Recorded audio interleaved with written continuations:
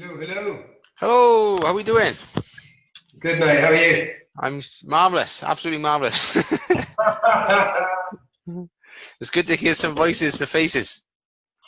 Every time I've done this, whether it's logging into a course or a conference or just chatting to somebody, I'm like, every time I have this doubt in my gut that it's technology or this belief that technology will fail me every time. But more often than not, it works. Now, currently, it's just you and I. I know Max has just this second popped online, so hopefully he'll be joining us any second. So I'll check your email, and hit the link. So there we go. So how's your day been working today? Day off? Are you shift worker, not shift worker, or? Yeah, I'm a shift worker, so day off today and tomorrow. It's a rare weekend off for me, actually. So actually nothing at all. So Yeah. Okay. Oh, you've got me now on the camera. So cool. yeah, it's all good. Yeah, time with the family. Went for a walk, and then just prepping for the day, like, you know. Okay, cool, man. Cool. So how many of these have you done? And in fact, you may talk about this afterwards, but where did the driver to start your podcast come from, and how many of you? Oh, here he is. Brilliant. Hey, Max. Yo. Hey, Max. Hey, brother. How we doing? I'm awesome, thank you. Give me 1 sec. I just somebody's at the damn door again. Jeez. There's always somebody at the door, or he's chatting out the window to somebody. So is that all the time? So go on. Whilst he's doing his thing, give us a backstory. For me, was about 2 to 3 years ago. I had an awareness that I was making things more difficult than they needed to be. Just generally in life, unhappy in work, not unhappy at home, but home wasn't as I envisaged or imagined it would be. Yeah. With 3 kids, you know, and a wife, and then I was reading books. That's what it started. It started for me with reading. And then a friend introduced me to podcasts, and I started listening to podcasts. Yeah. And then I sort of become aware that although there was all this discontent in my life, the person that could change it was me. It was like, you know, and that's where it started. And then even having the awareness that it was up to me to change stuff, I then needed, thanks, Big. I then needed another, like people who were further along in this journey than me to help me find my way type thing, you know? You or we grow our tribe, and the more that we become open to the idea that life is bigger than what we currently have. So I heard today that we live the same year 70 times over. I heard that this morning. 45 minutes ago, I went to a leadership course this week. Went to see one of the ladies who ran it, or a lady and his husband, or her husband, and she said that literally, if it was 45 minutes ago, No way. the same life, 70 years over, and only when you become kind of awake enough, conscious enough, spirit, whatever the word you want to use, to step out with it, then you meet other people who are also not frightened, don't have that fear of stepping out from society and what society believes we should and shouldn't do, and what is and isn't happiness or contentment or whatever it is. So, absolutely, yeah. and it's fucking scary sometimes. It is scary, especially when, I don't know about yourself, but in my environment, there's not a lot of people in my environment that I click with and can talk this way with. Yeah. You know, which is, I had a conversation with a gentleman earlier on today about this, like how we are our environment. Yeah. And how you know, like I would have loved to have this realization 20, 25 years ago, because my life, I just smashed it. So. yeah, exactly. Yeah, I probably wouldn't be at this point if I hadn't have had all those things happen. So, Yeah. You know, I'm not wishing. We're not wishing for the past, but I just he was. That's what the discussion was about. Like, you know, imagine if you had someone in your life that could open your eyes at that age, which we're able to do now for people younger than ourselves. Yeah. You know? Or And maybe what's that for people older as well? yeah. And whether we touch 100,000 people or 27 or just 3, that's 3 lives. Absolutely. Maximus, say hello, say something. What's up, beautiful people? How are we? We are beautiful. How are you guys? Good, man. I'm good. Haven't been on Zoom in a hot minute, man. I miss Zoom. What's your format usually then? We started with Zoom. Then we went live Facebook. Then we went Be Live to everything. And now we are in YouTube Hangouts or Google Hangouts. Okay. Well, I like this content. And we're back to come back to Zoom. So I think because we believe that, okay, it's a paid service, but you can use Zoom but have it live streamed to YouTube. Okay. Or drop straight into YouTube. What package are you on, Joel? It's this the one up from basic, so it's just enough for me to do my interviews and everything else. Yeah. So I think to go live, you got to go to the next one above that, which, John, yeah, you need both though. They just You need Pro and the conferencing. Okay. But which is great if you've got 50 or 30 interviews lined up for the month. Yeah. You can do it, smash through it. Sign up for 1 month. Is this work? Is it bringing us value? Has it stepped us closer or further away than where we want to be? We go from there. But it's probably about 50 US a month. What do you reckon?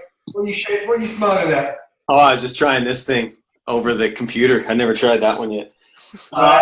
You're looking pretty good there, I think, right? As always. Jeesh. Some of that! So, Joel, I know we were a bit shit. We didn't fill out the forms and things, but I hate that stuff. What's the format? How do you introduce people? Do you have generally a subject or just a few questions? What's the deal? So my hope is that my guests get something out of it. That's it. So basically, it's I take them to the present and ask them what's going on in their life currently, what they're passionate about. What are they? What fires them up, type thing. And then I'll ask them to recall things from the past, like stories from their childhood or from their youth, just so that people can maybe hopefully relate to the stories and the past things that they've gone through, but also to let the person that's being interviewed revisit some things they've overcome. Yeah. So that they maybe have greater than awareness of the resources they got within them. And then I take them fast forward a few years into the future to another time of great change within their life. Yeah. Basically looking for stories, emotions, events, the background stuff that rather than just asking for, a couple of lines of answers, I want to know the stories because I'm fascinated by the stories. I like it. I'd love Dorothy. Mark said, "What do you think? Think we can do that?" Oh man, you won't get me to shut up, brother. You know I'm good. Yeah, just take us on your journey, brother. We'll flow with you. The basis of pretty much our center would be, we're not really for or against anything other than longevity, right? So whatever we do, we try and think about the long haul. Okay, cool. Absolutely. Yeah. Yeah. So normally, at the end towards a break, when we go a little bit quiet, I'll say thanks for coming on the show, and then I usually pause and see if we can just, if there's stuff to further continue or just to thank you for the show and everything else. Sometimes stuff refires after you say the show has ended, and then things kick off again. But we found that. We actually started recording. We kept rolling, didn't we? Yeah. Did you do your thing through London Real? I did. Yeah, I was on London Real. You too, right? Yeah. Brian, have you noticed when Brian does his, he actually cuts content out and puts that into the private. Now, I'm not looking to do that. I've listened to a couple of podcasts where that's happened, and then you've got this massive chunk missing, and it just pisses you off. Yeah. So, and then I felt robbed. I felt like I just invested that time in it, and then it's not there. So, no, I agree. Yeah. Yeah, I totally agree. And I mean, he's at a different stage too, right? He can pretty much do whatever the hell he wants now. So yeah. But I totally agree with you. Yeah, like if I'm investing, I want to hear it. Yeah, absolutely. So I haven't done it yet, but I want to start YouTube as well. So I want to put all this content really raw initially, just online, so that even if this beginning chat will be on there and everything else, so people get to see the background and what goes on. Yeah, just to open people's minds of what's possible, That's it, right? Like, John and I even at one point, we started recording our pre and post show rambles because some of them were better than the actual show, right? It's crazy. Yeah, I've had some good conversations pre-conversation, if you know what I mean. Yeah, exactly. And people I think are starting to, like, don't get me wrong, we all love polished stuff too, right? But it's it's that real shit that people dig, right? Like, I think so. I mean, I resonate with it. Did you guys watch Joe Rogan? Oh, hell yeah. Not like every day, but he's I mean, there's an element to his, I know there's probably a degree of being polished in there, but it still comes across as very uncut and real, I have to agree. Like, it's pretty raw, man. Like, it's just two, even the way they shoot it, right? It's just two guys or three guys in a room shooting the shit. Yeah. About a relevant topic, right? Yeah, absolutely. I love that. Right. Just so I know what's going on, Max, when either myself or Joel is talking, are we bouncing on and off your screen? No, everyone's fixed. Oh, yeah, actually, yeah. There's three of you at the top. There's three of us at the top, and then whoever's talking comes into view. Yep. Okay, well, no, that's not quite happening on mine, but just so I know, as long as you can see me, and when I'm talking, the camera's kind of zooming in on me or Max or yourself. So what just happened on my end, when Joel just started talking, it cut from you to Joel. Then you started talking, and about 4 seconds later, it cut to you. Oh, perfect. Okay, cool, man. Yeah, excellent. Just a nano as well on my end. So is everyone good to go? Yeah, pretty much. So we'll I'll do a little, just like an intro, and so just to get to the John and how would you want to be known, boys? Is it John and Mass or John, JB, J to B, whatever you want, man. Not fussed. John and Max? Yeah. Yep. John, Max, ignite your purpose, whatever the hell you want to say, bro. We're easy as. Cool. Okay, guys, and welcome to the Crisis of Crushing It podcast. Today I have with me John and Max from Ignite Your Purpose. Woo! I reached out to these guys the other day, and we actually fired up a pretty good conversation just from a mild introduction. So I'm quite pumped to have you on, guys. So welcome to the show. Thank you, Joel. Thanks for inviting us on the show to meet your crowd, and hopefully to contribute a bit of our story, a bit of our lives, or backstories, and then generally what our podcast is about, or our vlog's about, and then bring some value to not only yourself but the people who listen beyond. So thanks for the invite. No problem, man. No problem. So there's two different accents going on here, guys, as well. John's from UK, and Max is from Canada. That's right. The west coast of Canada, the west side. Nice, man. Nice. That's a fair distance to have a friendship. It is. Yeah, it really is. And it's, well, we met in Canada, and then just kind of continued that man crush flame over the seas. Brothers from another mother. There's a backstory there.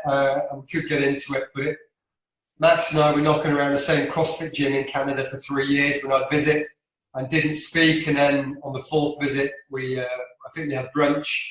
And then since then, I probably spend as much time chatting to Max as I do my wife. And sometimes she's like, hey, what about me? But that's brilliant. I get value from it every day. So Excellent. So you're helping each other grow then?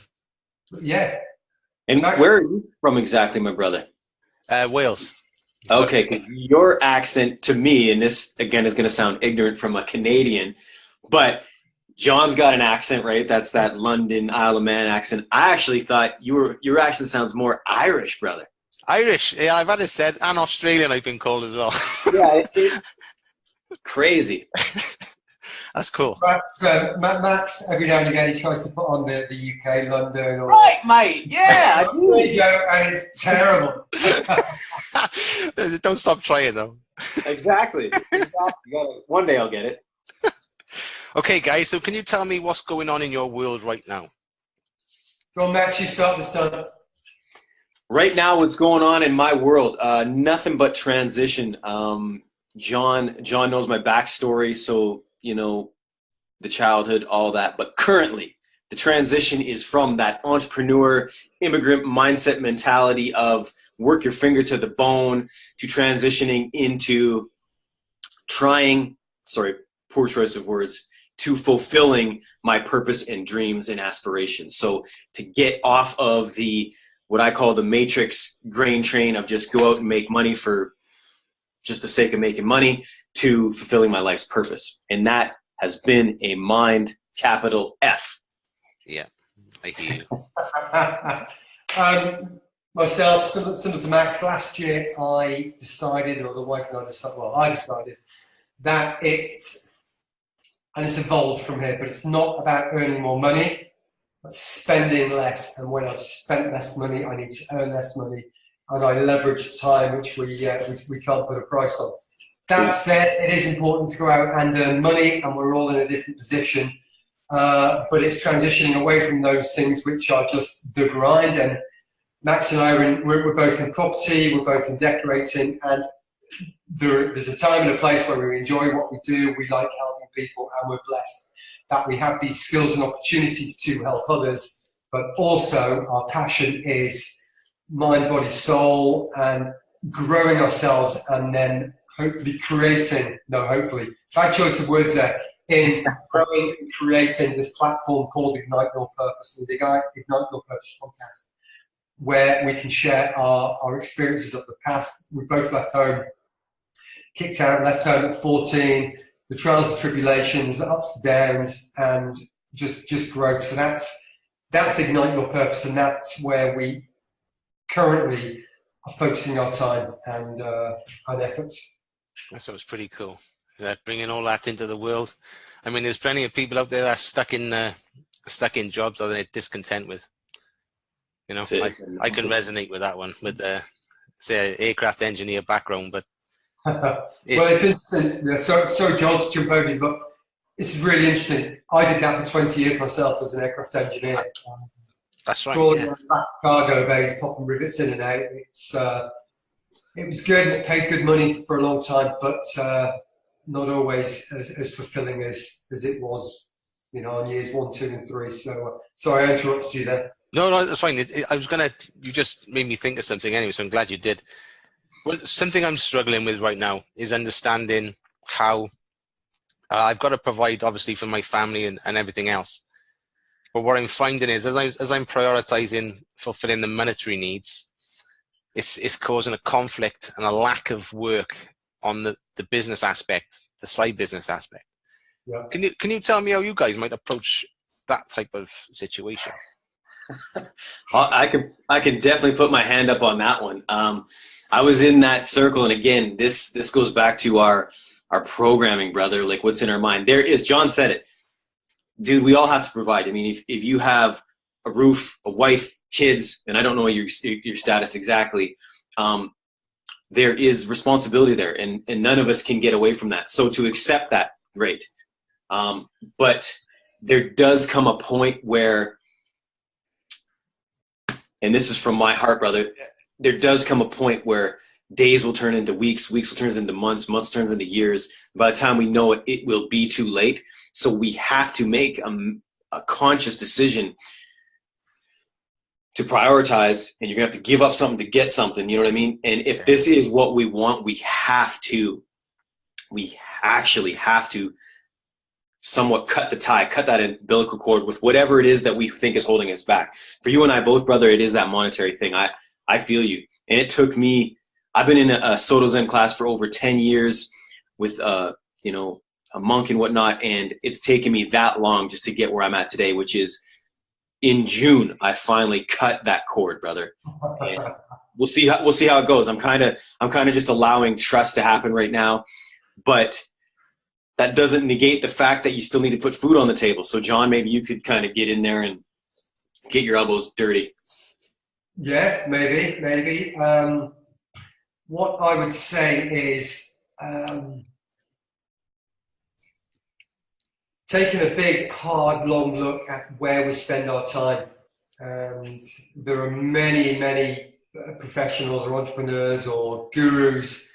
I don't like to look up to these people as gurus, just sources of knowledge, but looking at where we spend our time. And I think it's a very straightforward procedure to find 1 or 2 or 3 hours in your day that is not when you're at your work. It's not the 1 or 2 hours you spend with your kids. It's not maybe the hour at the gym or the 6 hours we have sleeping, but there is always 30 minutes a day spent on social media and 20 minutes in the afternoon or sitting down in front of the booth tube. And, you know, we still do it. I mean, I watched TV last night. This week I watched TV, and it's great to sit down with your partner to relax, to put your feet up and just chill out from the day.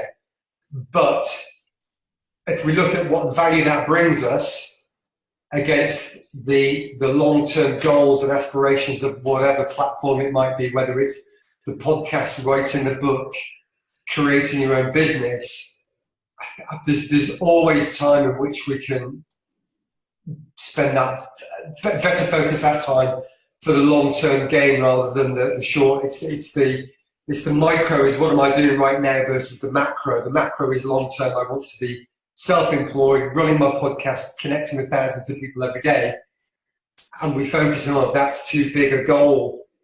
And we forget that actually today it requires us to put 10 posts on Facebook, to write some content, or to hit 2 random guys up on the internet and say, I've seen your podcast. Do you want to come and talk some shit with us in Wales and the UK and Canada? Canada, UK trifecta going on.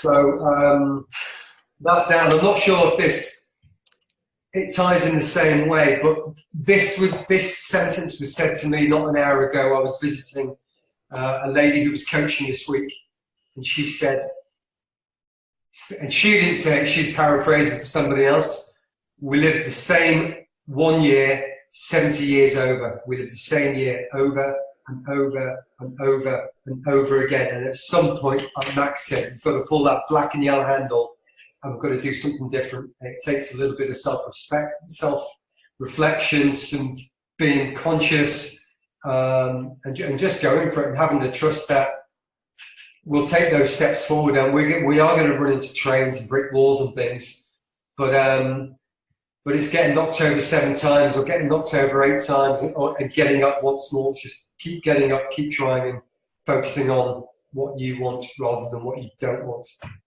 I love that, guys. guy. Ramble, off you go. No, I think you just brought something back to me, which was, you both agreed on the same point, was the fact that having the awareness that time is not infinite. You know, it's prioritizing your dreams and your aspirations and your goals versus the rest of your life. And I literally heard the same thing this morning. I was listening to it while I was doing my yoga. I had David Dyer on. Is it David Dyer, the guy off The Secret? So I had him play, and he said that more or less exactly what you just said about, you know, if I stay where I am, it's going to be like that till I retire. Well, that's Albert Einstein.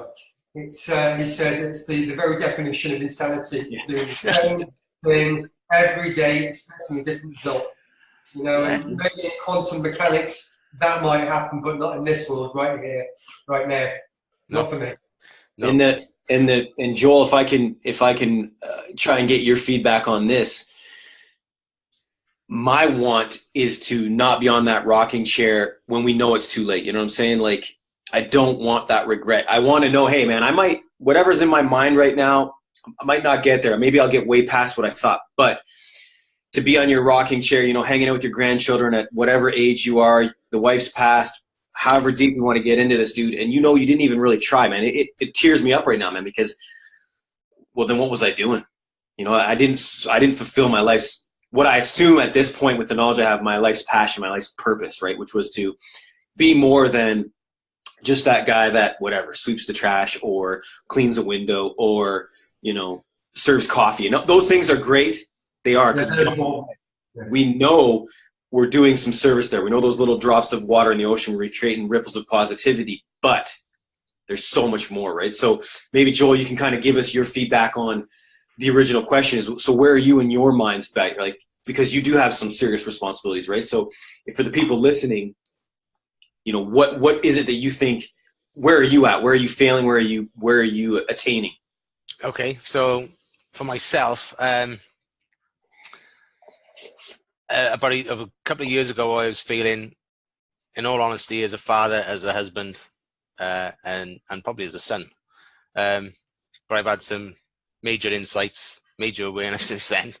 And I'd like to think I'm doing well in all, or good in all. Nothing is nailed. Of course. I'm always looking to improve. That's a beautiful thing. I struggle with time. And prioritize. I tell you what I do feel.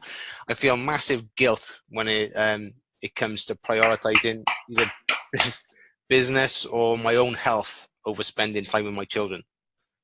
That's right there. Not to cut you off, brother, but right there, that is one of the things that keeps us in the matrix. Because if you can look into what it is that guilt is, it's an emotion. It's tied to anger. It's tied to fear. And that right there, you answered it probably for most of us, if not 100% of us. It is that guilt. And I felt that, man. I've been on vacations where all I want to do is hustle, but I feel the guilt of, well, then I'm not doing this. So massive, massive word right there, brother. Keep going. Yeah, so there's the guilt with the children. I feel ultimate frustration with myself and anger with myself, because you just touched on that already.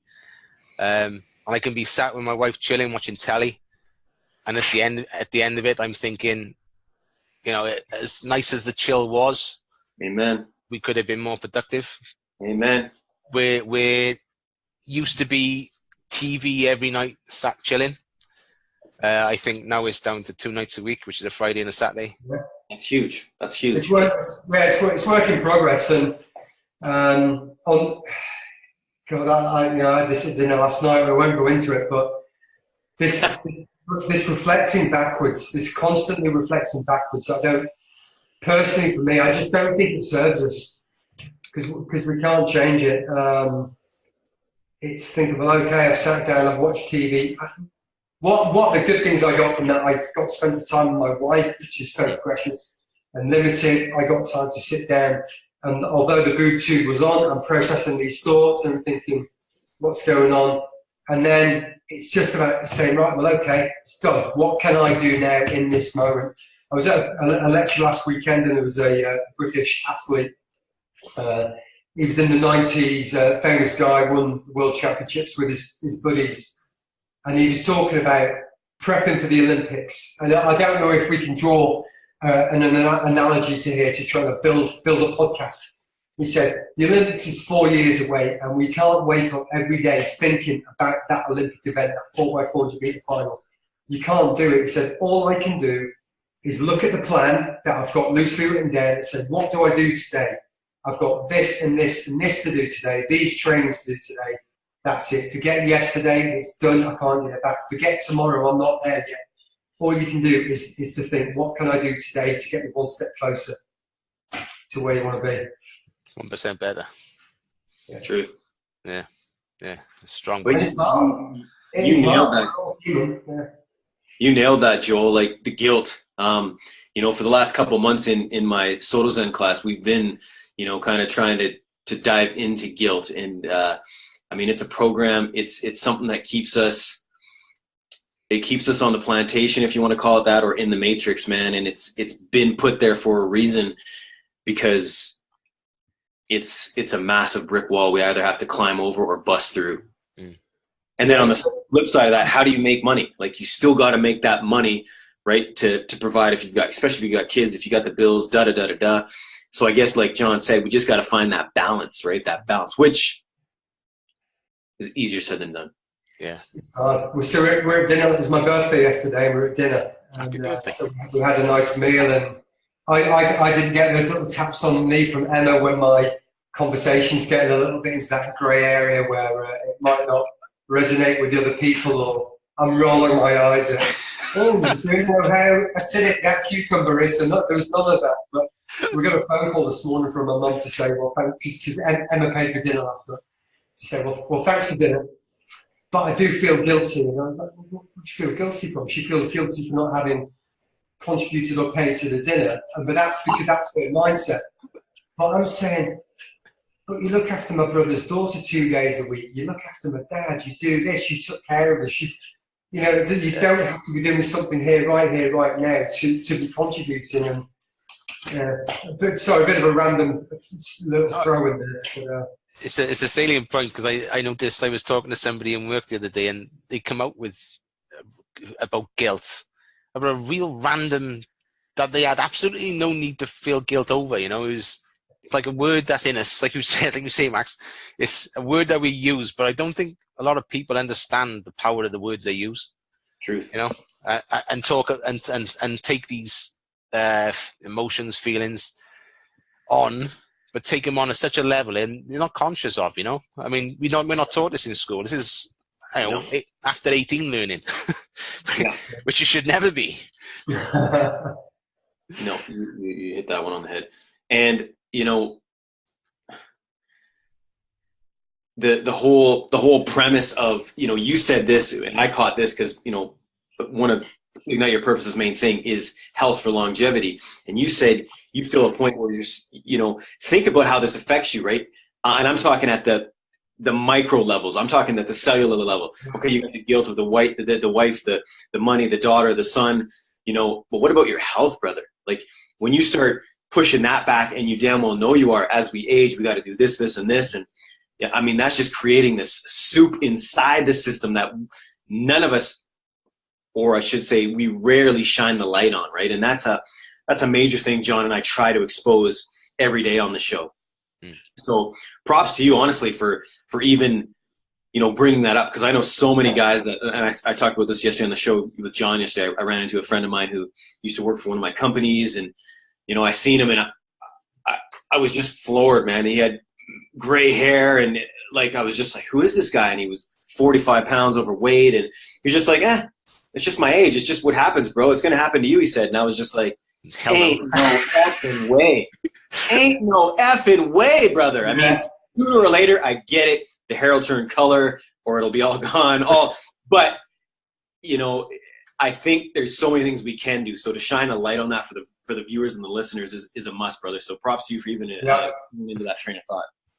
Well, I made last year I made a commitment to myself, because I was suffering with I had a knee op, and I was worried I was going to have another one, which would have meant more time off work. So I told myself I was going to be more active. So I sold my car to make myself walk to work. Brilliant. Yeah, it worked. I've lost a lot of weight, but in the meantime, while being bouncy and being all this energy and trying to lose more weight, I went what's that, parkour. I did parkour with the kids. Right? Yeah, like never again, right? Parkour with the kids.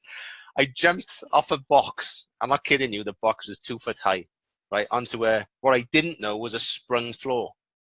Oh. So when I planted, I thought the floor was fixed, and it moved beneath me, and I went over my ankle. And I looked down, and my foot was at basically 90 degrees to my leg. And my daughter came running over. She went, what's wrong with your what's wrong with your foot? So I sort of put it straight, but I basically just, wrecked all the ligaments and broke the bone. But yeah, what I was getting at was I sold my car to be healthy, and then that weekend that had happened, and that was the same week. So then so when I was off, and I come off, I'm thinking I just sold my car to lose weight, and now I'm stuck in a bleeding chair. I can't do nothing. I can't do nothing. So yeah, it's been a struggle since then, which started me on monitoring my food. And as I'm monitoring so it's everything for a purpose, you know. And then since then, my wife has gone into like veganism and vegetarianism and all these different things we've tried. So we're becoming more acutely aware of how our health is impacted. Beautiful. And, you know, which is really, really, really strong. So, and I've had some good weight loss. I think I've dropped about 3.5 stone. So yeah, that's a lot. And I think what I'd say is, what is 3.5 stone? That's about 50 pounds. 50 pounds. Oh, that a boy! That's awesome, brother. I'm not and, finished yet. And you might as well be real with the listeners, man, because this is some real talk, people, and I'll be the only one to call it out because I just don't give an F. Tell me your sex life didn't get better. Tell me your wife doesn't look better. Tell me she doesn't look better because you lost 50 damn pounds. You got more energy. Boom! I love it. Yeah, all of those, all of the above. Yeah, well, you know, maybe that it was meant to be. You were meant to sell the car to walk to work, and then you were meant to trash your ankle because you needed to go through that process to get to, well, the only thing we can do now is to look at our food. True. And then you've had the results. And sort of my belief is, you know, if you get down to 15% body fat or 12% body fat, then the amount of exercise you do or don't do starts to have an influence on how your body looks. But down to that point, it's everything we stick in here. And we've got a choice over this 3 times a day. So 3 times a day we can choose to put in the most delicious, colourful, nutritiously natural, unprocessed foods, or the opposite. And you look in the mirror and we are made from the fruits and the veggies, the nuts, the seeds, the beans, the legumes, or a freaking processed burger.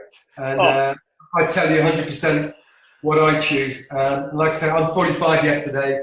I feel younger and fitter than I have in years. The energy, the morning woodies, you name it, man. It's all happening in this house. And I wouldn't change it. I would not change it for all the money you could offer next. Keep tracking what you're eating, and you will continue to progress in the direction which you set in here. If you think slim and awesome, you will become slim and awesome. Yeah, I've noticed like my mother, when I was at my mother's house the other day, and she had a go at me because I've lost so much, and she said, what did she say? She said, yeah, you've lost a lot of weight, blah blah blah. I miss my fat little boy. I was like, you what? You fat little boy? And she you didn't mean it like that, but obviously she liked me cuddly, you know. And I'm thinking, hang on now. So my environment is where my mother likes me a certain way. Do you know what I mean? So that's why I never lost weight while home, obviously, because my mother's a feeder. That'll be a factor. And then that becomes, and I say this for women, I'm Italian, so trust me, bro, I get it. I went to my mom's house.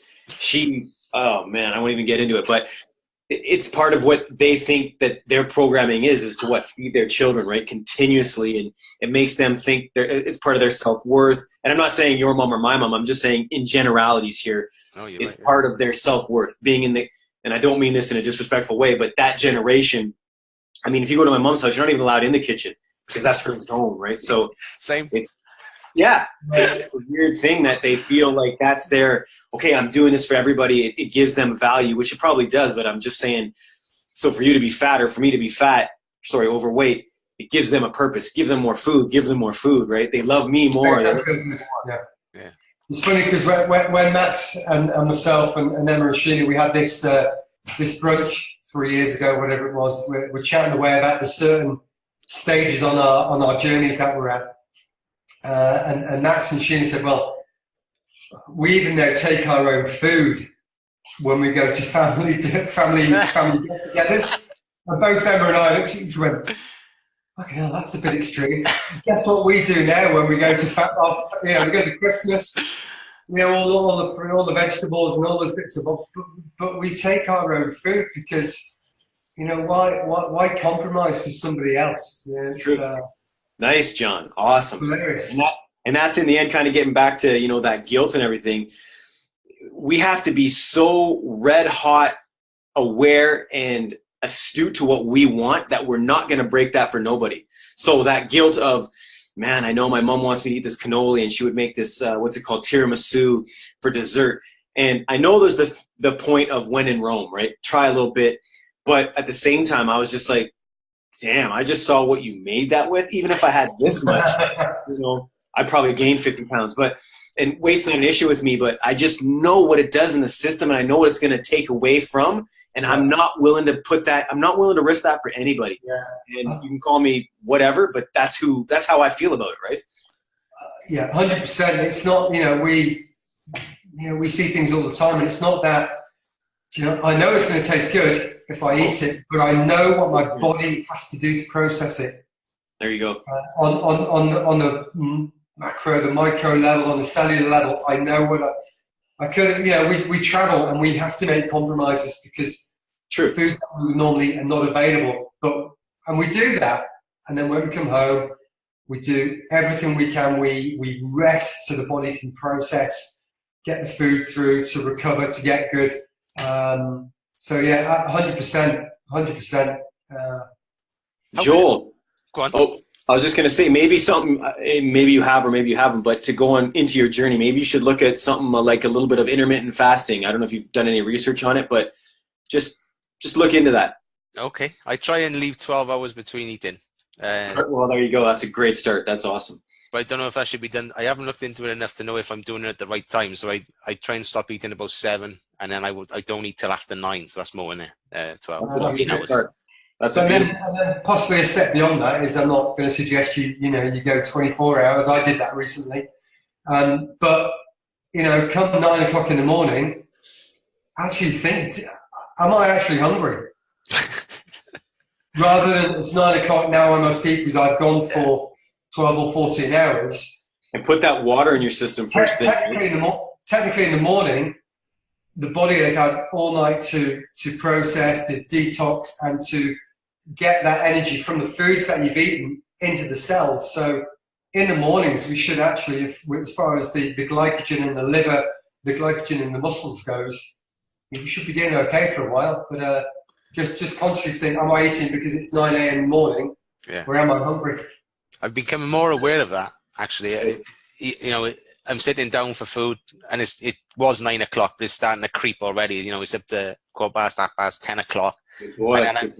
But it's funny how these things seem to come about when you're on this journey. It's unconscious. So I mean, you're not consciously saying I'll wait till 10. It's just like, things start to creep, and you think, well, hang on a minute now. I've just lasted 14 hours. There you go. If I could do a little bit more, So how could you? So I know a lot of friends I have struggle with food. How could you, or what would you say to people, going back to your point earlier, John, which was you've got 4 times a day to put something in your mouth and you've got complete control over it. Yeah. A lot of my friends, when they eat, I think they eat from an emotional point of view. 100%. Yeah. What would you say, or how could you help them with your knowledge? Max, say something. I'm going to come up with something really good. I'll let John. Yeah, I'll let John think. I'll say this first and foremost, man. It's like you can't go at it thinking you're just gonna, put your backpack on and climb K2 tomorrow, right? I still remember, just speaking about intermittent fasting, I still remember the first time I heard about it, which was 4 or 5 years ago, and I was like, dude, there's no way I could intermittent fast. There's no way. Until I just did the baby steps. Okay, half hour, an hour, did it. Now John's been with me, man. Well, I work out.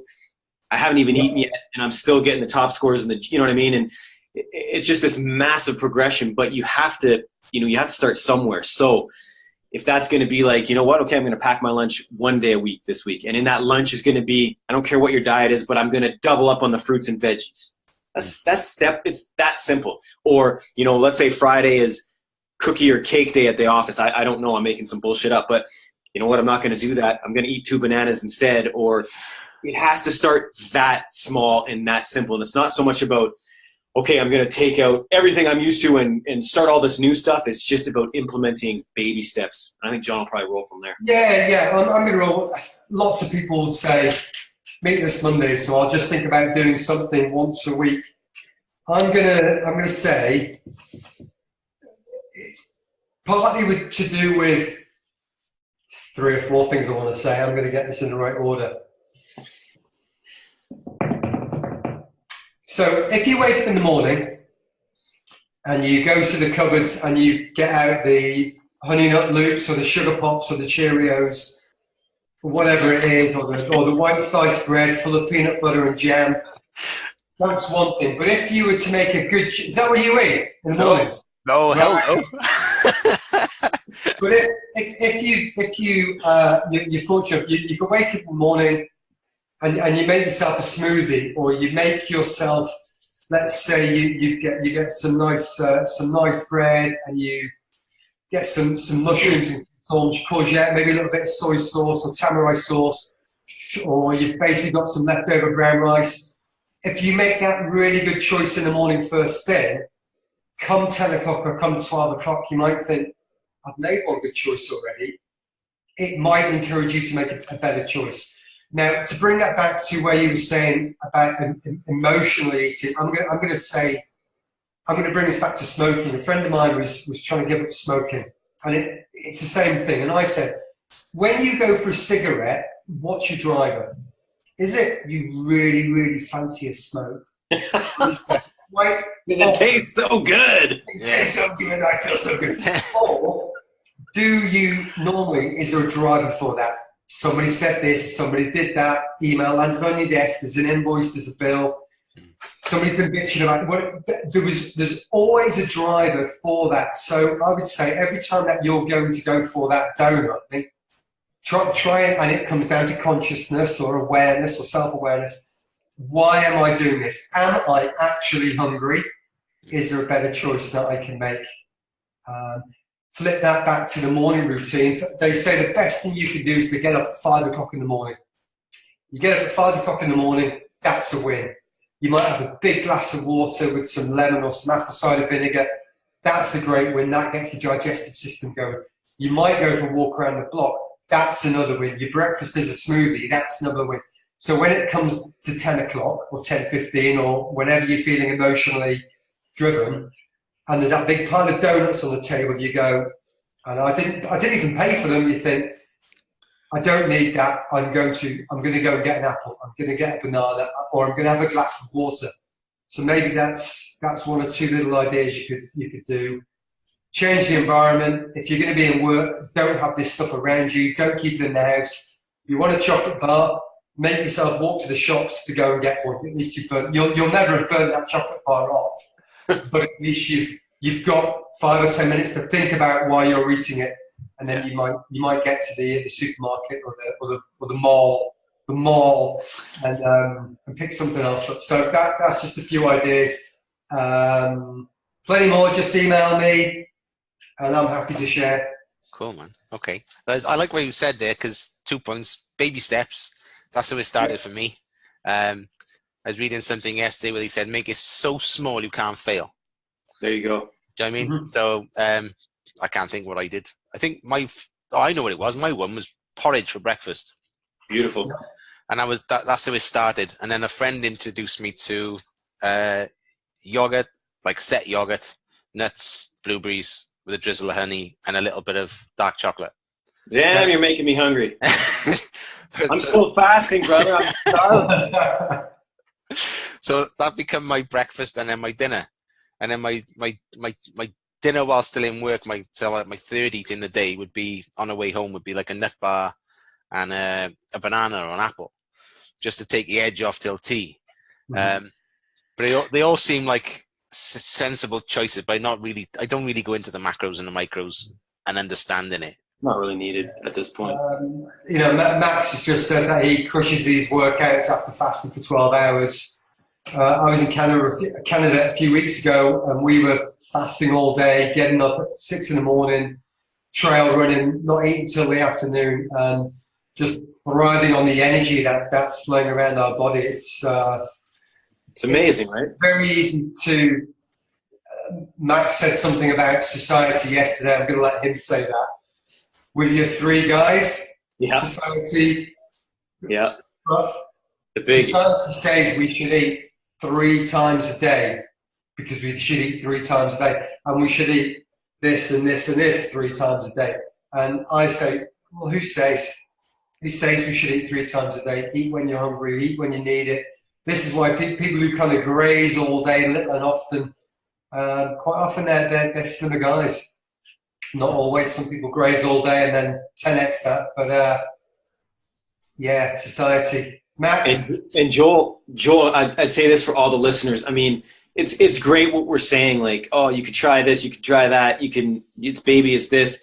But before all of that, there has to be a reason and a purpose as to why you want this. Because if you don't want this, it's going to not work, right? If this was like a one-time thing and I'm sitting here talking to you and I'm like, man, that was great. I really want to do more podcasting and vlogging. And then I just go sit on the couch and absolutely don't have a drive to do it, then it's not going to happen for me, right? So if you do have kids, if you are overweight, if you want to spend more time with your wife, if you're a grandparent and you want to spend more time with your kids, you want to live longer and be able to do more stuff for a longer amount of period and save yourself money in the long run, because you're not going to spend every dime you damn well earned to try and get your health back, then that's a friggin' reason.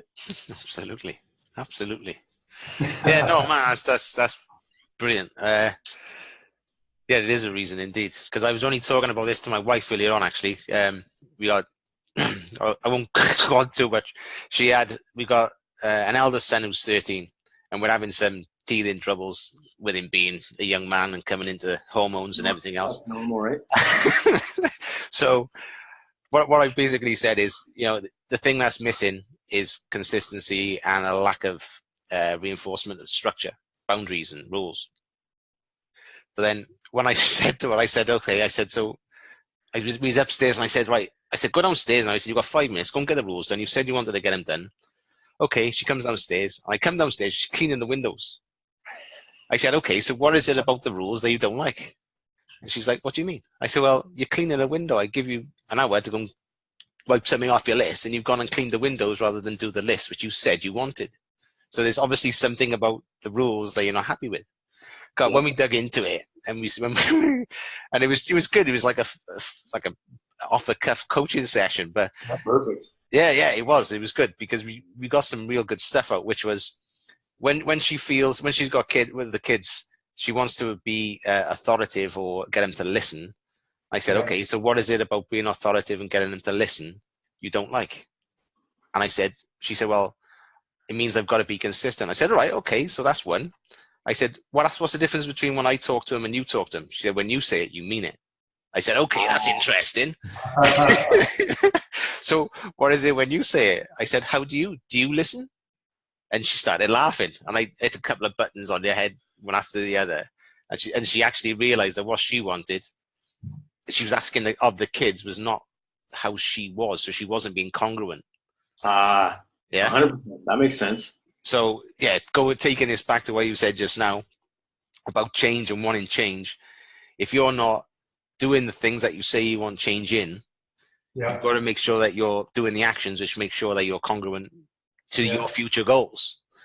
Because lip service is just lip service. Absolutely. And none of us like people who just talk shit, right? Excuse my French, but we all know them. And, from day 1 to day 300, nothing ever changes. They're just talking about the change, right? So we have to back that up. Yeah. And Joel, something amazing. I mean, you got to think, if you have children at your home, how amazing is it? And I see this every day, brother. I see the kids who are eating well and physically active, man. And you see mentally, physically, spiritually, how different they are than those who are, that might be stuck on the gaming and the eating crap foods, right? It is something that as, they age and advance, somebody's going to be left behind. So you might as well start putting those good, traits forward for your kids. Yeah. Because you lead by example now, right? Well, yeah, we try. Yeah, absolutely. I mean, me and the missus. So, perfect. Especially with the food. Yeah, so that's Yeah, but it appears that you are setting the right tone there, because you have lost 50 pounds and you are eating the right things for the Yeah. majority. It's And they notice that. knowledge without action is like no knowledge. So you've gained some knowledge, Yeah. you're applying it, and therefore we learn through osmosis, through watching. And so the kids may not be saying it, they may not be seeing it, may not be kind of doing it themselves, but they're looking at you, guiding and living your, and living by your words. Yeah. Whereas, and a lot of the time we get families and people are saying this, but don't drink. Yeah. Alcohol's bad for you. And the kids see everything, so they'll be seeing you making efforts to change your mental, physical, and spiritual kind of perspectives in life, to want to be healthier and fitter. Because how can you give them the best? You need to be the best version of yourself. Absolutely. To give other people your best, don't you? We need to. We've only got so much energy, so let's make ourselves as efficient in using that energy as possible before we start sharing it with other people. Truth. Yeah, man, that's so on the money. That's what that right there is what set me free. Was understanding that I was giving from a half-empty cup. Ouch. Nice. Do you know what I mean? And that then allowed me to empower myself, to look after myself, to then look after the people that I love. And a lot of people don't realize that. I love it. That's amazing. And to continue to seek knowledge. Yes. 100%. Yeah. The master, I'm not saying any of us are masters and don't profess to be anything. We just have a certain amount of knowledge. Yeah. But the master is always a student.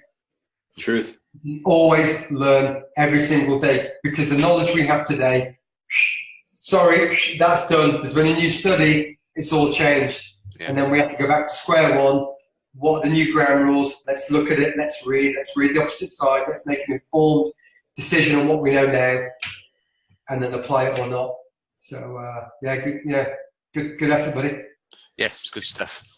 Okay, so I've gone a little bit off track there. Can I dig back into some stories from your past? I mean, you're obviously at a point where you feel like you're really on purpose, really on purpose, and you've got your path laid out for yourselves.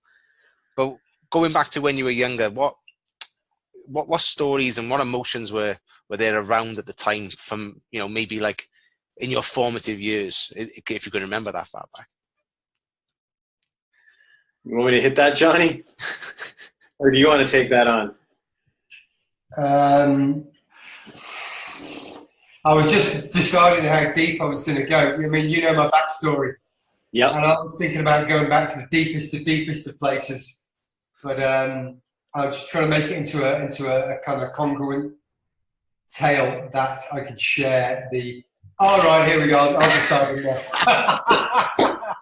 So I lost we lost our father when I was 2.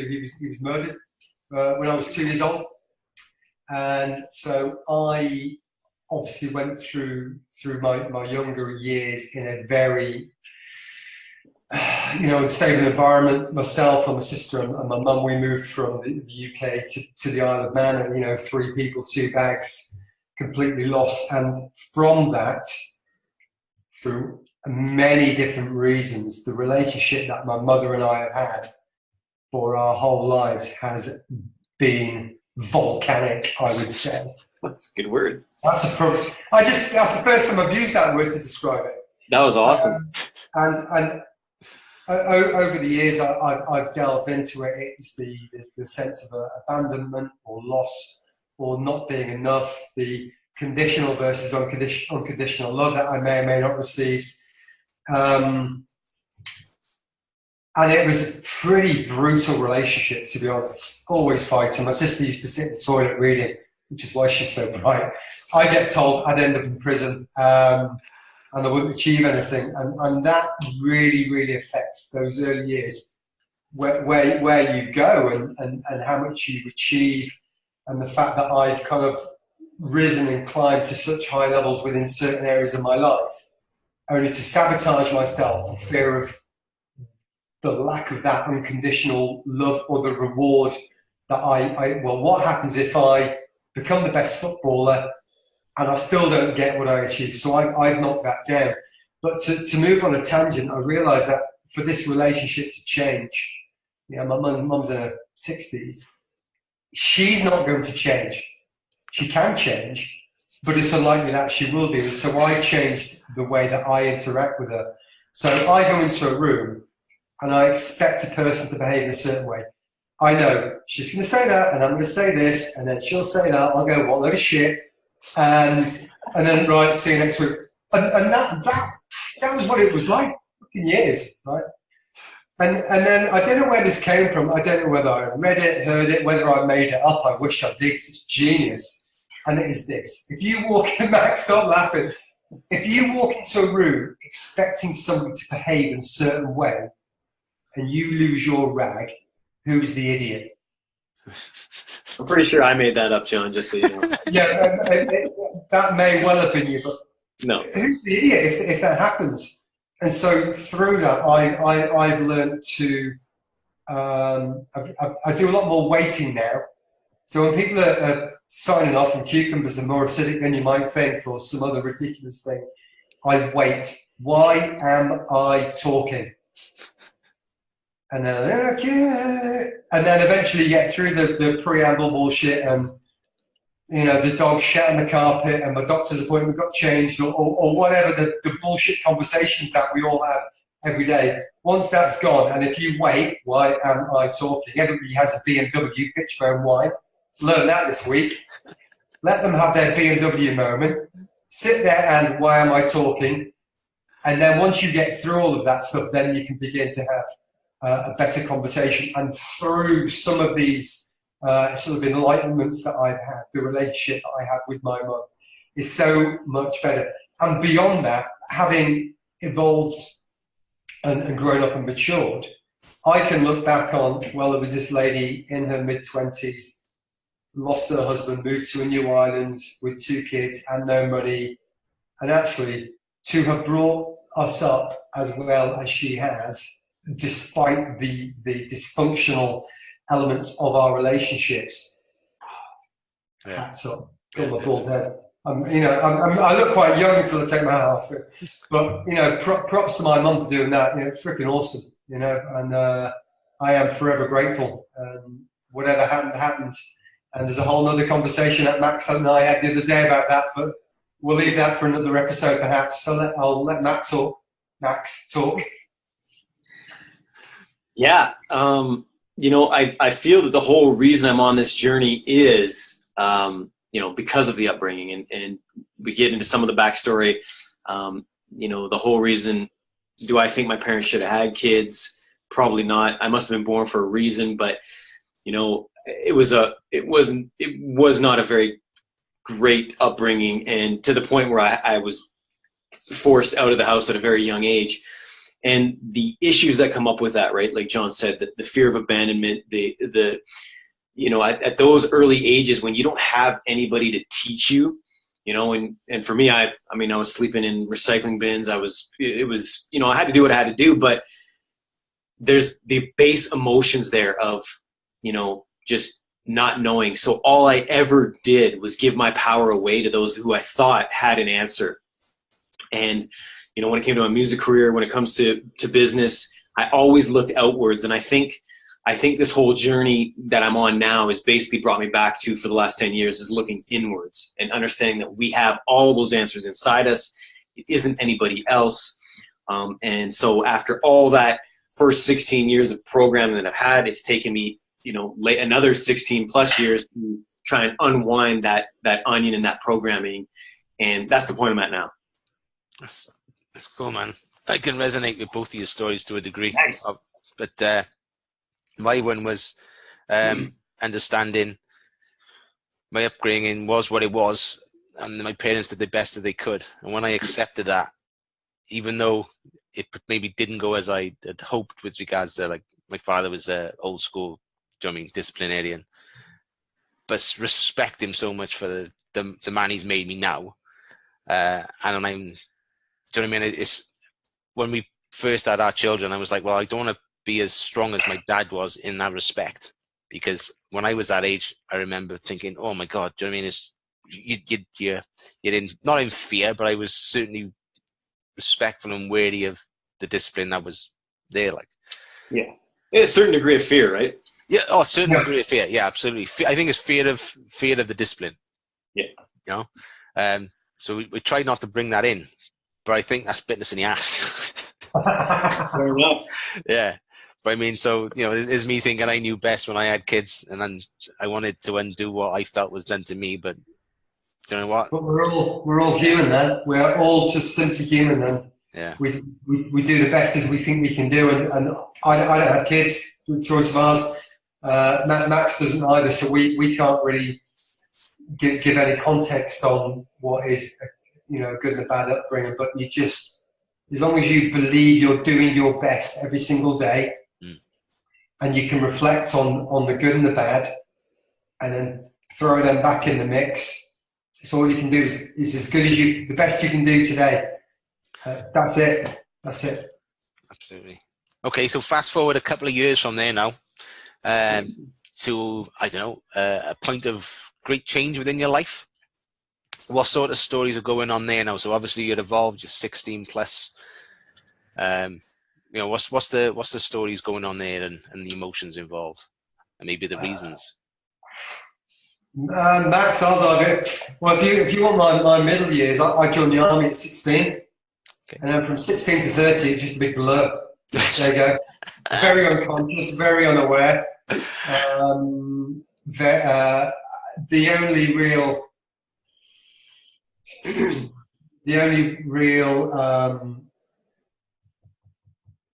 sort of awareness is that I like to be the centre of attention, but only on my own terms. But for the majority of the time, I kept I was always on the periphery of the group, never making really deep connections and friendships with people. And I believe this was for fear of not being enough for them, or for, well, what happens if these people leave me, or I'm then not part of their group anymore? So, going back to loss as a child. So, it was a very alcohol-driven 14 years, semi-professional drinker, the worst kind, not very good at it, but tried anyway. But those relationships in my middle years were very... there's a word I'm trying to think of, but I can't think of. So, they were my middle years, no real relationships with people, no connections. And that was probably just through trying to protect yourself. Certainly in the military, any sign of any weakness in people, we're all straight in there. We'll rip the next person apart and make fun and kind of exploit their weaknesses.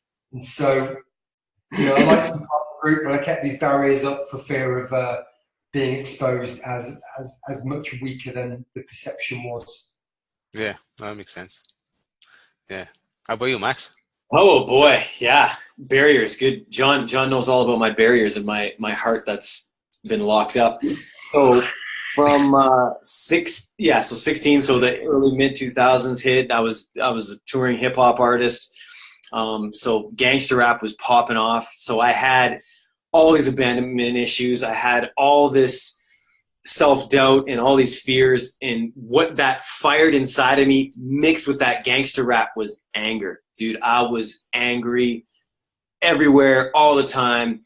And John seen me live. Like I'm a $125 soaking wet, on my best days. And I tell you, brother, I wanted to fight the world. I'd be in drive-throughs. I was going to fight the guy in front of me or the guy behind me because I thought they did.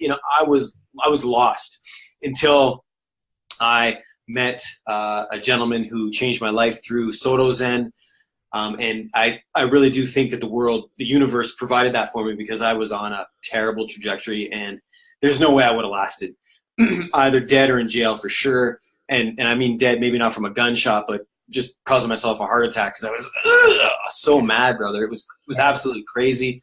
And that all stems going back to, 2, 3, 4, the programming at such an early age, that immigrant mentality, and just thinking I wasn't good enough. And because I was told I was never going to be anything and all that, it just the want to be that much better just fueled that fire of anger. So it was a good thing I found Soto Zen and a teacher. Max, I'm just wondering if off the back of that you should chip into the Native American shaman experience from a few weeks ago. Yeah, that was we just again, the journey continues. I mean, John and I were, when he got here, we were fortunate enough to link up with not quite a full-fledged shaman, something underneath, but they go into dream states, and John and I went into a meditation, and we found out our spirit animals. And yeah, she went back and found specific times when we were like, for John it was 2-year-old, I was 4 years old, and it kind of showed basically the blueprint of why we are where we are. And John, for him it was, his hand slipped out of his mother's hand and he looked away, and then he was lost, couldn't find his mom, so there's that abandonment. For me, it was, I was outside in the garden, and I was making everything perfect. I was playing soccer, I was shooting hoops, I was doing triple backflips. The garden was mowed, I pulled all the weeds, and I was just looking for my parents to notice me, and they were nowhere to be found. And when I looked in the house, they were just zombies. And then when it was finally time to have some fun, they'd pull me in and throw me into a room, and it was just, John and I had some massive breakdowns, but it was kind of that blueprint, that understanding, that growth of just, why you are where you're at. That sounds fascinating, man. I mean, cool. We can hook you up with her number. I think she can do it. Yeah. You can do it through the telephone thing, but it was pretty, if you're at that point. I mean, some people believe in it. John, I mean, I wasn't here or there, but when she pictured me as a 4-year-old, I almost remember that type of day exactly, and it shattered my world. Now I was just like, what? And I think what completely blew my mind is this lady walks into the house. Yeah, I'm John, I'm from the Isle of Man. That was it. We sat down, the drums went on, we went into this meditation, and she, at the end of it, and Max was in this freaking dream state after I come, his eyelids were like kind of really deep psychedelic kind of eyelids. And we'd not told her anything, nothing. And she reeled this stuff off.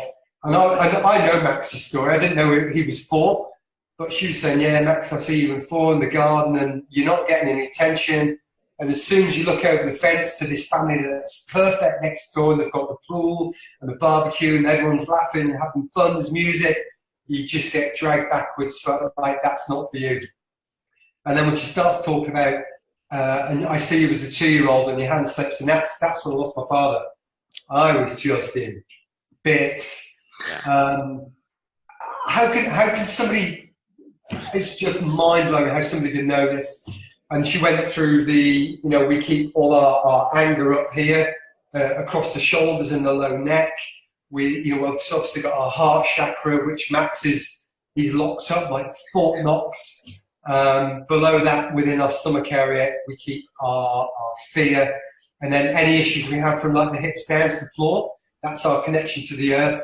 And if we've got knee problems or hip problems or circulation problems, that's a little message from the earth to say you really should be paying attention to something bigger than what's going on at the moment. And it was freakily accurate. It was. Yeah, Max. No, I agree with you. It was crazy.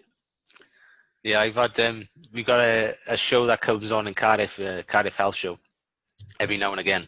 And a long time ago, I went down to help. So part of my background back in 2008 was I trained as a Reiki practitioner with my wife. Nice. So that's when we started to become aware of energies and what have you.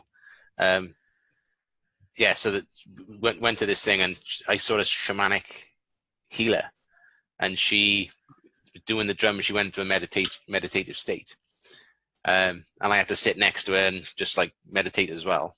And she's come back with, there's something happened at your birth. I said, okay. And I'd understood that there was something quite traumatic about my birth. But she said, something got left behind. And then she said, you need to meditate on the jaguar. Now, I don't know I don't think I ever did it actually, so perhaps I should do that tonight. But there's an aspect of myself that has only recently not come back, but I'm sort of learning how to be that way, is being assertive. I've always been like a people pleaser, and Totally. you know what I mean, that type of person. So I'm trying to learn how to integrate that into my life. I can be assertive with my children, Yes. but I used to struggle being assertive with people my age and above. Yeah. And the reason, and I'm in the same boat, and due to my studies, there's a reason for that, man, because, you know, we're scared to look at something within ourselves, and you want somebody else to like you, right? You want their approval, you want their love, you want their admiration. So you're willing, me included here, I'm saying this for myself, we're willing to give up our actual truth to try and get them to like us, which is a recipe for failure. Yeah. And this is, I don't know if you heard of this lady, a podcast I listened to is called the Toxic People podcast. I've heard the name. I've never listened to it, but yeah. But I started listening to this because I was having troubles, and I listened to like 10 episodes, and it just shifted something in me. Nice. Where I then had this conversation with this person who was for the last 10 years I've had problems with. I just told him everything. I thought, even if this kicks off stupid, you need to have this because I don't want it no more. That's huge.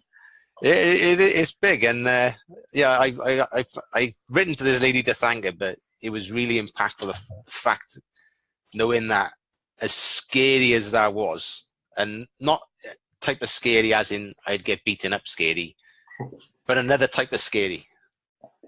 So I mean, I can't even tell you what type of scary it is. But it's just and right there, brother. That's right there. You got to pull this little clip out, and we got to post this online. That's a huge takeaway for all the people to listen to right there. Is that imaginated fear? We're so used to sweeping stuff under the rug and not shining a light on what we consider negative or anything, that we'll just go through with it, when it's just like, what's the worst that could happen? Oh, they won't like me and they won't be in my life. That's the worst thing that's going to happen. Or what? Maybe we'll take a slap, or, you know, but we conjure up this bullshit and we put up with it for all these crazy reasons that it's only within us, right? And instead you have a quick conversation with the guy and it's been released. Which means that energy's gone. You can allow this new flow of abundance in, man, by simply releasing. Yeah, the bigger it is and the scarier it is, you're closer to a major breakthrough. And those are the times when we kind of curl up into a ball and step back and run away from it, because it's, what the fuck's going to happen on the other side? What's the worst that can happen? Yeah. We used to say in the army, can't kill me, can't make me pregnant. So it didn't matter how cold, how wet, how miserable, how scary the drill instructor was, or how far we had to march with it, whatever. They can't kill me, they can't make me pregnant. So just stepping into it, and no matter what happens, and it might be shit and miserable and hard, and it might take you right back to when you were 4 and you got bullied or whatever it might be. But it's a breakthrough, and enables you to kind of just put X, Y, or Z to one side, take the learnings, and just move forward. Yeah. And then it never has control on you ever again. Yeah. Yeah, that's so true, man. Take the learnings and throw the rest away, innit? You don't need the baggage of the emotions that went with the situation. Yeah. Okay, cool. Okay. So if you were to think back on your life and all the things that's happened, and if life were to be happening for you, not to you, what lessons do you think you've been gifted? That's a good question, brother. Can I have that question again? So if life, thinking time. if life was to be happening for you and not to you, looking back on your life, what lessons do you feel you have been gifted? I got that one for you, for sure. For me, like I said earlier, I now know, and this is again after a lot of self-training, looking inwards. I know now that the biggest lesson for me is that I am the power. It's all within me, and there is nothing external that I should really be seeking for validation. I don't need that validation from others, right? And if I look back to, 2, 4, 12, 17, dude, all these things that happened were for me to know now where I'm at is those simple things, man, because I always look for that external validation. John even knows this with my hand-to-hand combat training, and up until I think it was July, even if that, I was looking for this validation, where now I'm at this new level where I'm just knocking people out and loving life, and it comes from, and this is not easy. So anybody listening doesn't just think you're going to do one meditation or read one book and, it's all there, man. This is 10 years. John knows that's tens of thousands of hours I've trained to come to the point where I'm just becoming comfortable with being self-empowered and not seeking that external validation. Not there yet, but I understand it. That's cool. Well, here's another deep one for you. I mentioned a lot. I lost my father when I was 2, and I can look back on that now and see it as a positive, because my life would not be what it is right now if I'd have been brought up in the northwest of the UK in the environment that we were living in. There's absolutely no way I would have evolved. I'd have had a really, we had a pretty tough upbringing anyway. But in the northwest of England, we're talking Blackpool, that kind of neck of the woods. Right. I've got to grow up on the Isle of Man, which is an incredibly safe place. It's beautiful, and all of these lessons and opportunities that I've had have enabled me to be here right now. So I can look back on that as, it might have been the worst thing you could ever imagine for somebody is to lose their mother or father when they're young and not have that parent to grow up with. But I can see the good from that event. There is a silver lining to every cloud if we look far enough. So nice one, John. Nice one. Okay, so coming off the back of that one, then, how do you both view obstacles within life, or how do you deal and view obstacles within life? Well, I can tell you this: I used to be the type of person that came from the lower self and always said, why is this happening to me? Right? Again, and now I look at those obstacles like it is a challenge for you to reach your full potential. And I hope that makes some sort of sense to the people listening, because it is for our betterment. It's our higher self putting those things in front of us for a reason. And not that we need to understand the intellect of that reason in this third dimension we're in. We might not always understand it, which is why I used to come from the, poor woe me, and why is this happening to me? Whereas now I'm like, how can I deal with this? How can I overcome this? How can I grow from this? And what's it trying to teach me? Yeah, I think, everything Max has just said, and just not to take things personally. Yeah.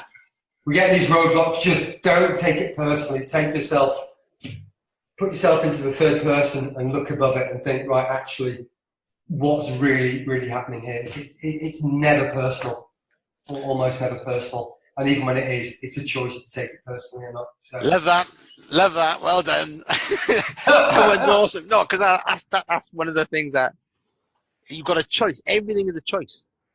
How can I'm almost gobsmacked. I was the way I was, where I took everything, not as an affront, but everything that was said to me that was in some way derogatory or not complimentary took a part of me. Same. I mean, it's just beggars belief. I was that way. But I know you guys, you help people now with this. So when you're hearing people present to you and they're coming from the victim mindset, what do you hear them saying? And that you immediately latch onto? What type of things are you hearing them say? You want me to real talk, or you want me to give you the fluffy version? No, I want real talk. What I hear, I'm a little bitch. And I just want to slap them half the time, right? Because, and that's not kind. I know that's being tongue in cheek, but again, it's my lesson too. It's, dude, we are the power. We can't bitch about what's out there, man, because it's in here to change, right? And I think I'm so mad at myself for allowing that self-pity to last so damn long, through 16, 17, that I'm just like, if you only knew, you wouldn't be saying that, right? But John will give you the real scholarship. No, I don't know. Really. I just want to say to them, do you know how lucky you are to be a human being? The odds of being a freaking human being are like, Max, what is it? 300 trillion to 1, 400 trillion to 1. 400 trillion to 1. Gary V. Yeah, you might die tomorrow and be a tree. Now, trees are pretty freaking cool, but when you're a tree, look, with all our knowledge and power and you're connected to the earth, there's no... But you're still going, I used to be a human. Humans are pretty cool. I'd like to be human. And to just be how lucky we are to be able to do what we do each and every day. And that goes back to this human mind we all have. We talk about the programming. And one other thing that this bloody human mind does that you have to be aware from is it's got this little receptacle, and all it ever does is look for the negative. It's called the negative bias. And it's way back, they say, from when we were saber-toothed tigers chasing us, and we're always in fear, and we're always looking for that negative bias. If we can just change that in our consciousness and say, yeah, man, look what I'm thankful for. I have hot water. Holy shit, I can have a tea. I can afford a meal. I got clothes on my back. I have a wife. I stood on my feet this morning. Yeah. I have kids. I have. I'm getting better. I'm still able to learn. I have my health. These little things that seem menial, but when you start being grateful for them, it sounds so corny, but it does. It changes life because you're allowing a different type of energy in. There was a period, quite a long period in my life when I was seriously depressed. I look back now, suicidal, I consider all sorts of things. It's only when I started to go out for walks in nature and to say, what am I grateful for? I can see, I can hear, I can speak. He's grateful to look at this face. Hey, baby. And I would just add, and I'd say the same things over and over and over again, and add one more thing to the list. Just these simple things. I've got running water. I've got a roof over my head. There's enough food for today. And although at that period of time I didn't relapse, but I stopped being conscious, that fundamentally allowed me to be here now, just being grateful for being stood on my feet every morning. And I still use that every morning when I wake up, before I go into meditation and before I have my silence. I lay in my bed and I'm just like, man, I open my eyes again. This is another chance. This is it. I got my health. Let's get at it. I'm so thankful. There's fresh air. There's whatever your story is, just say it, but do it repetitively. Yeah, I wake up, I go to the bathroom and I look in the mirror and out loud to myself I say, I'm so grateful for my health, for my wife, for being physically fit and healthy and not having medical problems, that my eyes work. I live on this beautiful island with this beautiful ocean around us, and whatever comes out, and it's different every day. Truth. And when I began to do that, it sounded so cheesy. Yeah. But if you say it with some passion and with some energy, we become our thoughts, our words. When we think something, we just think something. When we say it, it becomes energy. When it's energy, it becomes real. It creates emotions. It creates good, emotional, whatever, chemicals within us. Yeah. And we become it. The more we say it with as much passion as we can, the more you will become it. And the opposite. If you think the negative, if you think backwards, if you think I can't, I shan't, I won't, that is what we've become. Love it, man. Love it. What's the saying? If you think you can or you think you can't, you're right. Yeah. There you go. How true is that? Yeah. We did a little exercise the other day with the family. We were trying to put some family rules down. And somebody had mentioned about getting the kids to express their strengths. So I spun it and I said, right, I asked each child to say something positive about the other, which they did. Yeah, so they took it on, and I passed it to my eldest son. Who had he is funny, he makes me laugh, and he's caring. I said, now I want you to read those three out. I said, I want you to read them as I am. He struggled to do it. Like literally. To say it for himself. To say it for himself. Boom. You know, he did say it, like, and he started to fill up. But I mean, like, there's some work there I need to do with him to help him. But the fact that I was quite choked up to the fact that he couldn't say, you know, I am caring. Yeah. You know, and it just sort of, it was a bit of an eye-opener for all of us, because we all, even my daughter, and she's quite confident, she was wary about saying some of the statements. But it's funny, because it's quite raw, and you're saying, even, do you know what I struggled with? Looking myself in the mirror and telling myself, I love you. Yep. Starts there. Do you know what I mean? Starts there. Anybody else until we say it to ourselves. And do you want to know why that is? Because from the coming out of the womb, all we ever do is seek, and this is not our issue, it's part of being human, we seek that external love from the mother and the father. We're never taught to love ourselves, man. We're always taught. Then we go to school, so you're vying for it, and you would know this because you have kids. They're vying for your attention, right? They're vying for your love. Then we go to school, and all we're trying to do is get the good grades and try to get the teacher to like us and whoever else. And that's all that's ever reinforced. It's never, ever been taught to us to self-love. So that is beyond hard, brother. It begins from 0 to 2. We have unconditional love from our parents. Unconditional. Beyond there, that unconditional love becomes behavior related. Yes. And that stretches across every element of life. We will get something, but it's always conditional upon something else. Yeah, you're right. Only when we can unconditionally love ourselves, and we then move forward. So, yeah, I try and discipline the behavior, not the child. You know, it's making the child aware the behavior is not appreciated, not they are naughty, or it's that action, that behavior is not acceptable. Yeah, that's not acceptable. It's not that you. Yeah. That's probably a difficult task too. Because everybody gets wrapped up in emotions, especially if they're pressing buttons. Yeah. It's having the ability to. What's it I learned? E plus R equals O. Have you heard that one? So say again. E plus R equals O. Go ahead, school me. Events plus response equals outcome.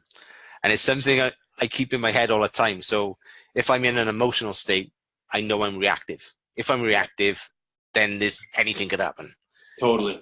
If I'm coming from a position, like you mentioned earlier on, third person, not being engaged in the emotion, then I'm more able to give a response.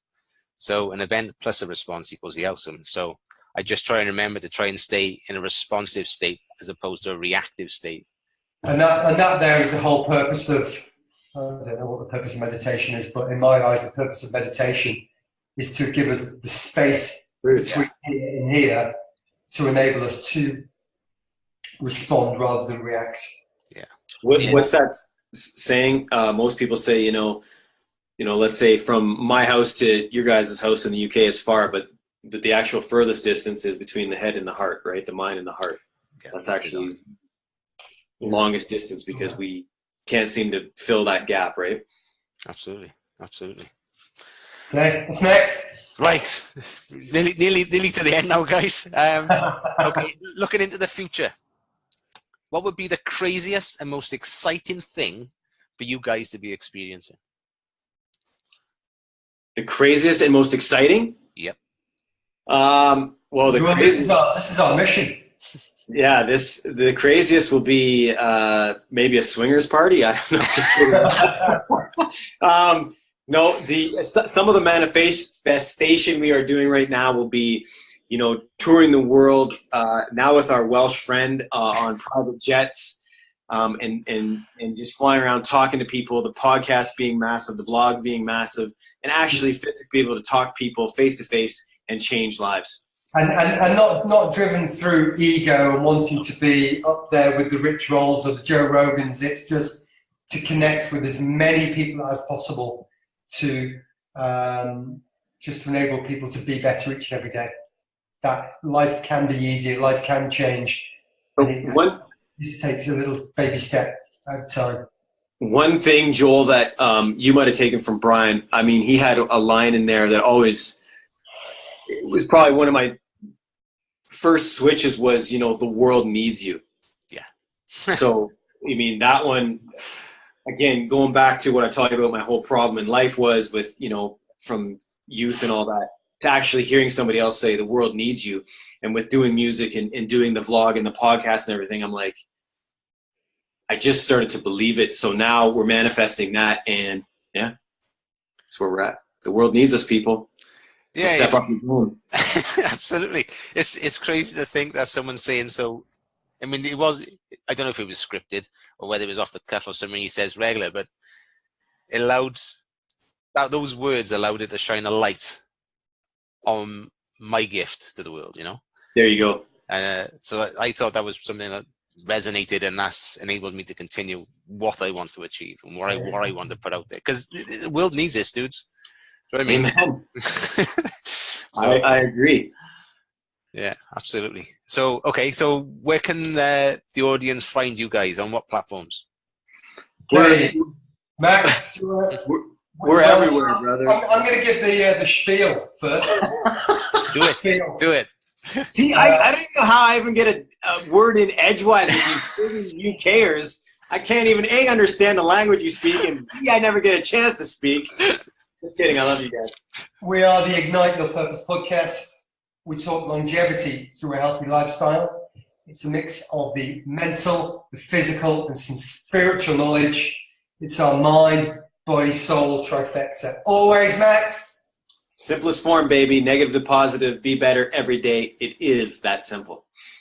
And we are basically at IY Purpose on every single station that's out there. Yeah, if you Ignite Your Purpose on YouTube, we'll be there. At IY Purpose everywhere else. I'm sure Joe will put some links in below.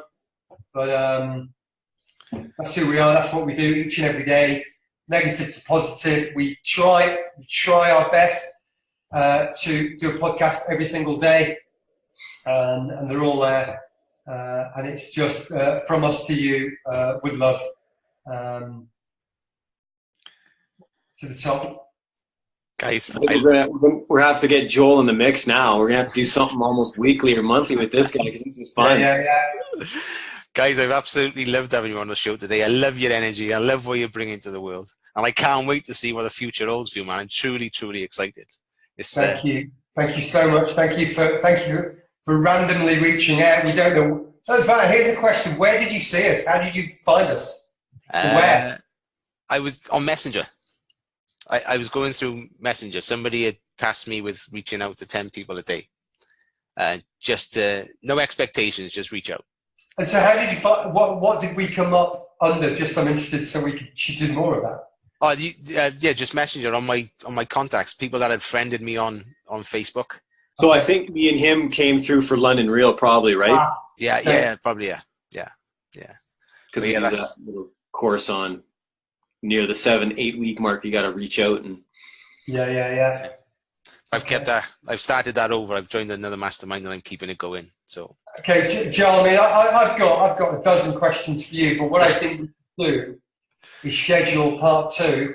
Yeah. The return fixture in next coming weeks when it suits our schedules. So I hope you agree that's a good idea. Absolutely, 100%. Yeah, I've already got 2 shows in my head for us, so we're good. Excellent, guys. Excellent. So, thank you. Thank you very much for today. It's been a pleasure. Thank you very much. Cheers. Take care. Bye-bye. I'll leave you beautiful people with that. Yeah. Love it. Love it.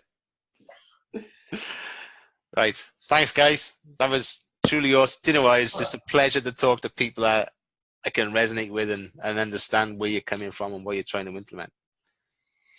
Truly. Cool. Bye-bye. It was fun. Yeah, let's we'll make a plan to meet John and I'll talk about, maybe we'll do either another Zoom, a part 2, or maybe we could do Google Hangouts. John will go live YouTube, and we'll just flip the script. Maybe we'll just interview you and we'll have a shit talk. And then Yeah, we could even do a show, based on some London real shit too, right? Okay, Yeah. cool. Yeah, man. Be a serious amount of. I'd get your A game on. So it'll be 2-on-1 this time, you know. So. Okie dokie. Will do. So what's the plan? What's the plan now, guys? I'm still fasting, so I'm gonna go eat something. When this downloads, Joel, I can't remember if it'll be on mine as well. It might not be, but you'll have the audio and the video form, right? Do you want to send both to you? If you do, I think what we should do is there's some good points. I think we should hack it up and clip them out on Insta and Facebook and.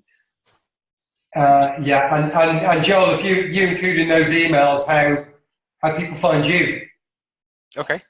Yeah. Yeah. And then we'll share that out to the people who follow us and have not met you yet, and then we can switch peeps. Fantastic.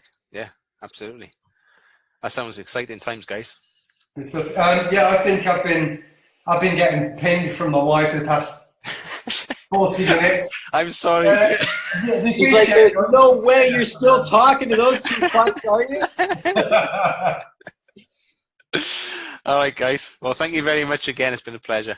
You bet, brother. We'll talk to you soon, eh? Yeah, speak soon. Bye-bye. Bye, guys.